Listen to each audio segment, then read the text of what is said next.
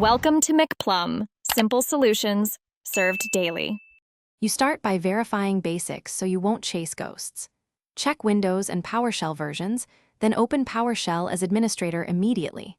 Once done, inspect the shortcut target and run get execution policy and get command pwsh to confirm the binary. If execution policy blocks scripts, set it temporarily to remote sign to test. Make sure to revert later. This prevents silent exits caused by blocked profiles or wrong targets. Now that the environment is confirmed, move to repairing files and configuration.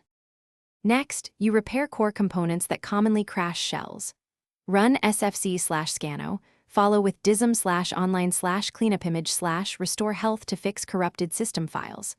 Once those complete, back up and temporarily rename your PowerShell profile file. Bad profile code often causes immediate close. Also open Event Viewer and inspect application and system logs for PowerShell or NET errors, note exception messages. If a module is failing on import, uninstall or update it. Once these fixes run, test. Finally, reinstall or update PowerShell if repairs didn't help.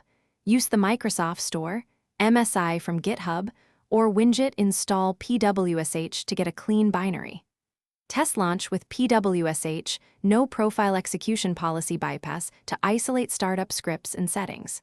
If PowerShell runs, restore your profile piece by piece to find the culprit. One key troubleshooting tip. Create a new Windows user and try PowerShell there. If it works, the issue is per user configuration, not system-wide, which narrows your next steps considerably. Thanks for watching. Stay juicy and subscribe.